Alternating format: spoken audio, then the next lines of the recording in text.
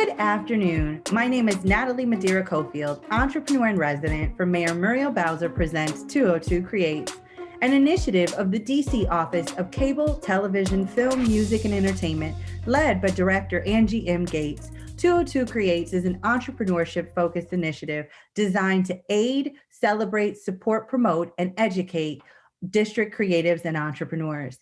202Creates produces entrepreneurship programming, provides technical assistance, masterclasses and seminars, and produces biannually a cohort-modeled business-intensive residency program designed to aid creatives in scaling their endeavors. For more information, please visit www.202creates.com. Now, we'd like to kick off today's program by introducing our featured speaker, LeGreg Harrison, co-owner of fashion boutique, The Museum. LeGreg O. Harrison, a native Washingtonian known as G Mogul to most, is an American marketing executive, most notably known for his professional contributions during his tenure at Apple Bottoms, Live Mechanics, Nuvo, the co-founder and chief executive officer of the board administration, alongside Roc Nation, Maybach Music Group, Warner Music Group recording artist Wale Folarin, and his latest business ventures, The Museum, fashion art gallery, and recording label, Under Armour brand consultant, and legacy established. Please join me in welcoming Greg Harris to our conversation today. Hi, Greg. Hey, what's going on? How you doing? I'm doing good. LeGreg, or should I say G Mogul? LeGreg is fine, or you can call me Mogul. It's cool. Either one. Sounds good. Yeah. So LeGreg, 202Creates is all about aiding creative in DC with understanding the business landscape behind their craft. Share with us a little bit more about your personal and professional journey and a few of the important business lessons that you learned along the way. Okay, perfect. Yeah. So I'll start off by saying, I'm a native Washingtonian, second or third generation Washingtonian to be exact. And my journey in business has been a very thorough one. It's been a really long journey, and it's just actually starting. I feel like I'm starting right now. I started out at the collegiate level, going to Virginia State University. Is one of the most prominent HBCUs, I feel like, for entrepreneurs. When I went there, I learned the valuable lesson in networking. I truly learned that your net worth is your net worth, right? Some of my colleagues in business now are some of the people who I attended Virginia State with, all across the country. When I go and I do a lot of things in entertainment, when I throw events, even right now with the Museum DC, as soon as I put anything online, the first people to purchase are some of my peers from Virginia State University. So I started out at VSU. I was a 4-year letterman, played varsity basketball, of course, men's basketball there, where went on, graduated from Virginia State, and I went to New York City to work for Apple Bottoms. Now, this is quite a funny story because usually you intern with corporate companies while you're in college. I graduated and then I interned. So I interned at Apple Bottoms by Nelly, which was owned by a licensing company called Icer Brands. I don't know if you guys are familiar with Douglas Development Corp. His brother, Lawrence Jamal, actually owned that company, and his nephew, Norman Jamal. So I worked for those guys out of New York City for their licensing company, where they had another company underneath of the umbrella called MBA, which was one of only maybe, I think it was the only Black MBA licensed company. So just a little history. Do you guys remember the denim jackets and the denim pants with the MBA logos all over them? Mm-hmm. That's MBA, right? So that was a company that was licensed under that umbrella.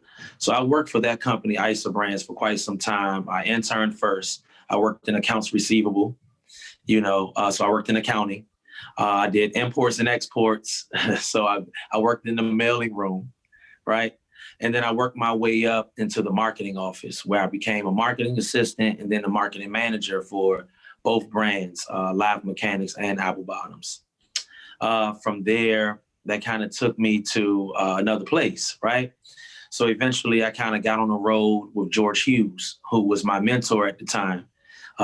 He has a company called Hughes Vision at the moment. He was solely responsible for the marketing behind Ice Tech watches, Parasuco denim. And when the Knicks were going through their glory years, he was doing the marketing for the New York Knicks. And so I learned from a guy like him. He was my mentor for about 4 years when I first got into the industry, the fashion marketing business and entertainment. That led me to come home. You know, I thought that I've learned and I've exhausted a lot of relationships in New York at that point. So I was always an intention to go to New York, learn, and then come back and pour into the Washington, D.C. community from what I've learned in that industry in New York City. And so that's what I vowed to do. So when I came back home, I started a company with my partner and family member, Muhammad Hill, along with Walker Johnson, who was Trey from the legendary band, go-go band, UCB. We started a company called the Board of Administration, which was a multifaceted marketing management company. It was a record label. We ended up partnering with the district's own Wale, right? And we did some profound things. I mean, we were nominated for Grammys. You know, we represented the city really well. We were like the first company to go all out and place the DC flag really big on the back of our hoodies and on the front of all of our apparel, so that people understood when we walked in the building, you know, the District of Columbia was there, and that we represented not only just politics, but lifestyle, music, and the arts, you know. So we were essentially the spokesman for the city, you know. We wanted to show people that we were a town of arts, and we've often gotten robbed of that from transients that would come into the city and go to college here at Howard and other colleges, universities, and they would, you know, see the style, you know, of the Washington, D.C. and get that hustle, that grit, you know, and they would go other places and build careers, you know, off of what they've seen here. And so from there, we ended up moving to Atlanta for about 3 years, right? Again, this was the typical move for us, just to learn something, come back and bring it back. We felt like the music industry was at a standstill here. Mm-hmm. It was a huge generation gap between the guys like Chucky Thompson's and Rich Harris and, you know, my generation, my age group, the millennials, right? And so what we did was we moved to Atlanta for 3 years with Wale to work on a couple of albums. That album, Ambition, I think is maybe platinum or double platinum now. We had the record Bad, which went triple platinum off of that project. Ambition, I think, is gold, the actual record. So we had a lot of success with that project. Upon coming back, we started to notice some things. We noticed that gentrification was really prevalent. We didn't quite understand it at the time, why some of our neighborhoods weren't our neighborhoods anymore, right? And, you know, it just gave us an interesting perspective on the big machine and how things really work. And so we ended up walking past Georgia Avenue, at the top of Georgia Avenue, and we saw that the Universal Madness wasn't there anymore. And it really tore us apart. In the early 90s and late 90s, we had at least 20 DC design-based brick and mortars who were all making well over $1 million a year, fashion brands. And I want everybody to understand that streetwear and athletic fashion started here in the district, nowhere else. It's documented. Even the FUBU guys were maybe a year or two after the Universal Madness in 1980, in the 80s.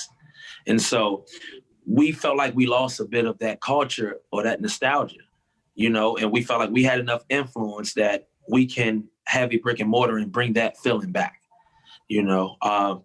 And so what we did was we came up with this brilliant idea to have a fashion and art gallery called the Museum DC, where fashion can live, DC fashion and DC art as a whole, whether it's music, visual art, you know, someone can be a painter.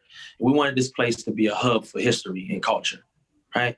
And so that's what we set out to do. If you understand museum, the root word for museum is muse. It's a source of inspiration. So we felt like we wanted to be the source of inspiration for the rest of the city, myself and Muhammad. Yeah. And so we started our business 2015. we did a strategic plan to where we knew we could blow the line out right away. We were very popular.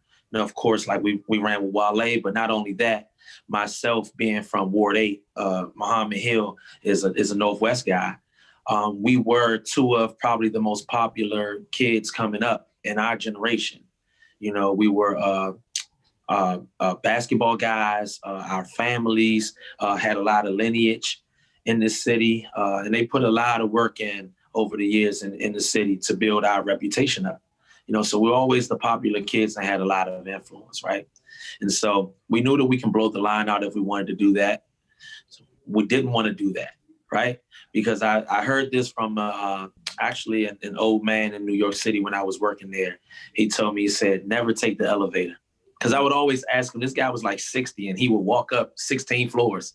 And I'm like, why do you do that when you could just, he's like, oh, your generation, you just don't know. You live in a microwave society.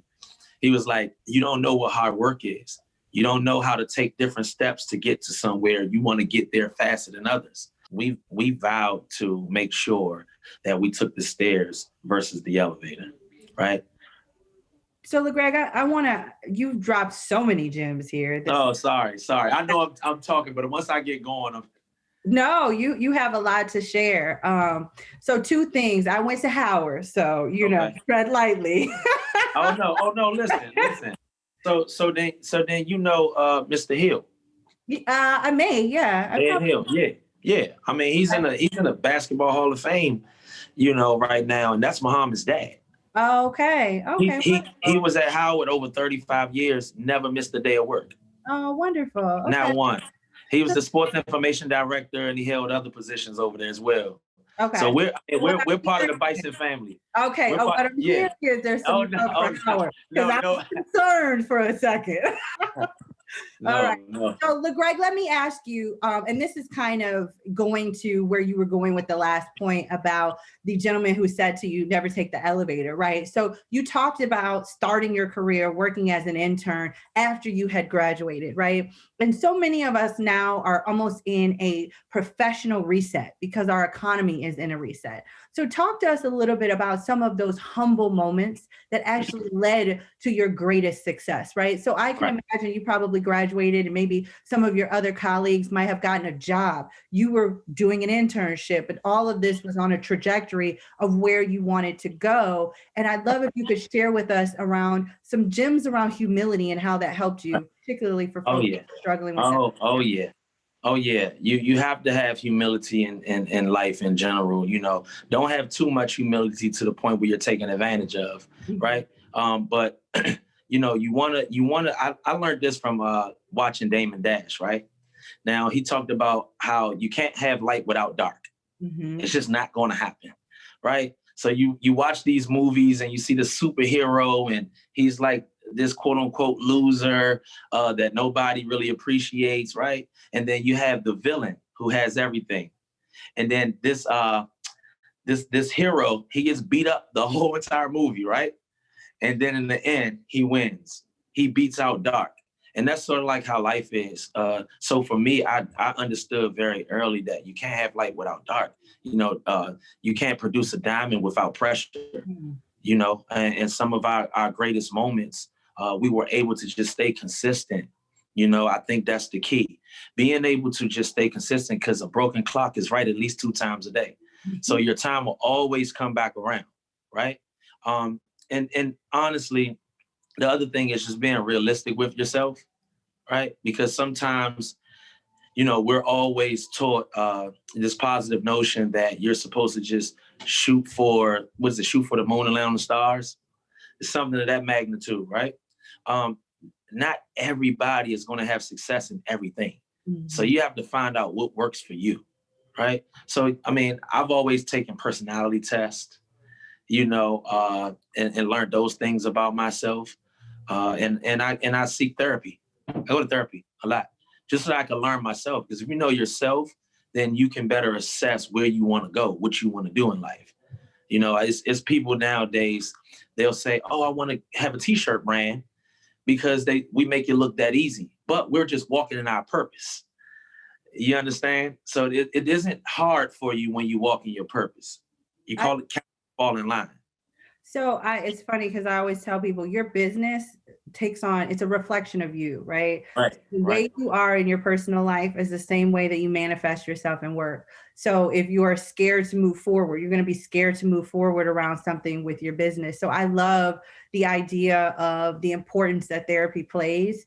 I've had many conversations about therapy, period. And we actually, through OCTFME, have Cares for Creative, which is coming out of the Creative Affairs Office, which is really about helping creatives go through the therapy process during COVID. I mean, again, right now is a very, very challenging time for many people on many different fronts, right? And we both know that business must go on, life still must go on. So I encourage everybody to check out Cares for Creatives, which is coming out of OCTFME. LeGreg, since you just mentioned that, I thought I would make an important shout out to that program because it's important, it's valuable, and it's a free resource provided to our creatives here in DC. Wow. Wow. That's amazing. So, LeGreg, one of the things that you talked a little bit about was the important role that fashion has played in making people more aware of the District of Columbia. Talk to us a little bit about how fashion is a brand ambassador, how fashion creates culture for a community, and the role that you all feel the museum plays in building brand and culture for the District of Columbia. Yeah. Brand and culture is everything. I mean, think about it like this. Kanye West, who is right now arguably like he's at the pinnacle of the fashion industry, right? This Black man that's from Chicago by way of Washington, D.C., right? So he actually said that he learned his fashion lifestyle from the District of Columbia when he moved here. He said that the polos that he wore, Hugo Boss, things of that nature, he got that from here, and that's documented. Right. So DC fashion has always been in the mouths of others, has always been the center of a centerpiece in the fashion industry, whether people actually knew it or not. DC is a very unique place when it comes to that. We have our own clothing, our own food, our own music. We don't really take after other cultures in other cities. So when people kind of brings the city together, when people, I hear all the time, I have friends that travel abroad, they might travel to Vegas or LA. And when they see someone else in the museum, they're like, okay, you must be from DC.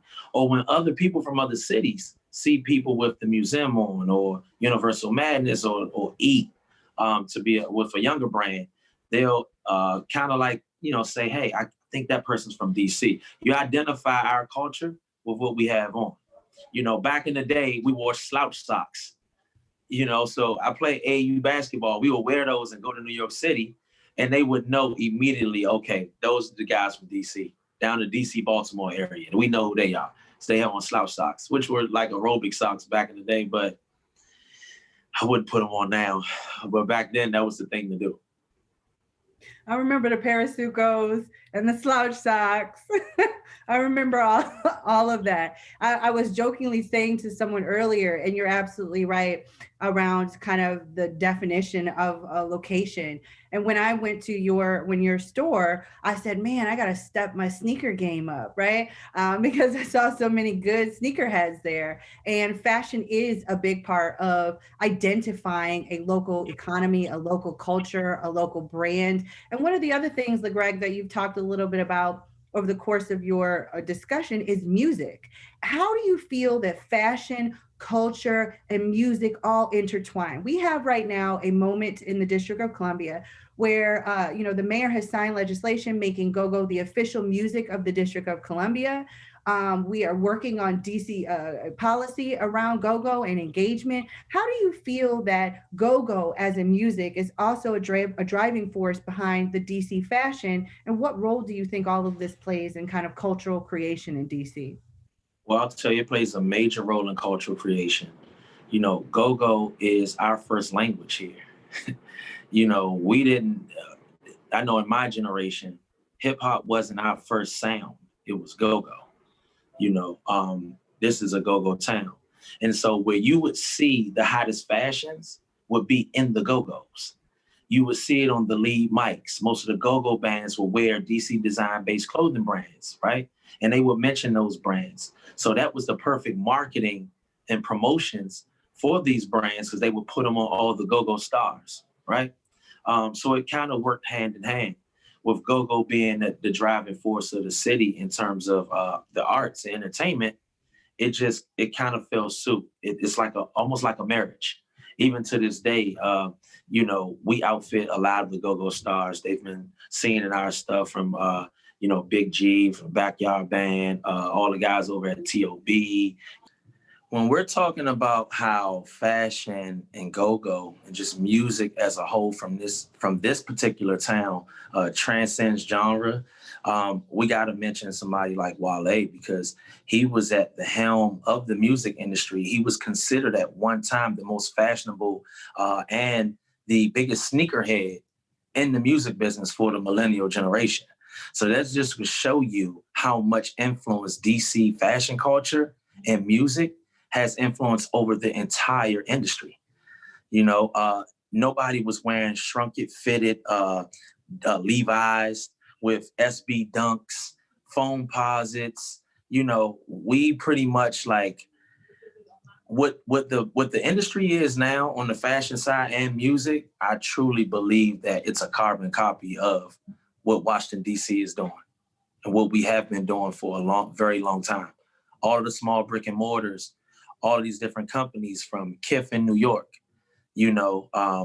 that particular store and brand reminds me of something out of our area, So I think that's how we can identify, having our fashion brands, music and everything work together to kind of transcend to other areas and things of that nature.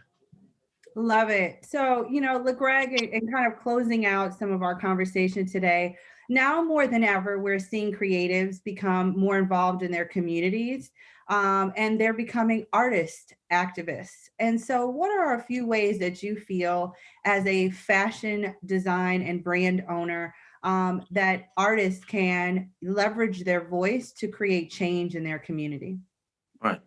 Well, I've always felt like, recording artists and visual artists have so much social responsibility because of their influence, because people look at them, they have the next generation's eye and the generation before. And so a way that I know the most artists, visual artists, most painters are able to articulate or get out what they want to get out to the community is through murals. That's one way. And I think the mayor did an excellent job with that mural program, that she had implemented maybe a couple years ago, because in certain neighborhoods that's still going through that trauma, the certain neighborhoods are still the have-nots, they also can still have that inspiration, from those artists. They can see it from a visual perspective on the side of a carry out or a side of a corner store, where they can see a mural that maybe says something that just changes their day, and changes their perspective. It's the same thing with a lot of the recording artists, being able to go on the street. One artist is Kenny Sway. I don't know if you guys have heard of Kenny Sway, but Kenny Sway, will go down to 7th Street and Gallery Place, Chinatown, and he would plug up his microphone and he would just sing for free for the masses, and where you might have a bad day, you're feeling down. When you hear the sweet sounds of Kenny Sway, you're just like, I can go on. I can make it today. There is light at the end of the tunnel. And just to see people like recording artists like Fat Joe, several other people recognize Kenny Sway, and he became like a national phenomenon of this guy from DC who is just singing, on different corners. It's very fulfilling, being a Washingtonian and being able to see how we as a collective in fashion and in art in general and entertainment, can maybe help out our community with just those small things. Now, I know for the museum, we've done turkey drives in the past, free haircuts for kids, hats and scarves. We're doing an initiative right now with the Emerson Collective and Red Brick Development, Trayon White, Monica Ray, and all of those good people over in Ward 8, where we are giving out 8,000 museum hats and scarves to the community of Ward 8 with an initiative for them. Also, we're giving out 300 scarves and hats to some of the homeless men in one of the shelters. So that's a way that we give back and show the community that we appreciate them for supporting us, because this is a community stop. We are the community. I love it. And so just in closing, Greg, what's next, right? So what's next for you? What's next for the museum? How can we support small businesses during this time? Right. So we would like to be in ownership of the property that we're in now. Or even if we were to move to another ward, we want to be in ownership. So I think there needs to be some things in place that can keep us here. The community wants us here. I think we're good for the city. So we want to make it real. If you're not in ownership, you don't have anything. And so, we're very smart. We understand that, and we want to be here in Washington, D.C., where we were born and raised. The other thing is we have a behavioral health clinic that we started throughout the pandemic called Above All Odds. We offer telehealth right now, so everybody's being socially responsible throughout this pandemic. So we did that because, in the past, we've had a lot of trauma that we've dealt with coming up in this area, and we see it now. So we wanted to be able to offer those services and wraparound services for the community, and also do it the right way. We have a nonprofit called Future Moguls. It's for entrepreneurs. And so at the top of the year, you'll see that website pop up with some applications for kids, where we will basically take them from A to Z on developing their business. And we're going to actually pay for their business to be incorporated, their trademarks, their DC business license and everything from this nonprofit. So age range 12 to 18, we want to be able to start these young kids off early in the form of ownership. So that's what's next for us. Absolutely love it. Greg, thank you so much for joining us today for today's conversation with 202Creates as part of our featured masterclass series. Again, thank you, Greg, co-founder of the museum. If you didn't know about them before, please check them out. Thank you for joining us for this session, and you can learn more about 202Creates or check out another masterclass with another DC featured entrepreneur at www.202creates.com.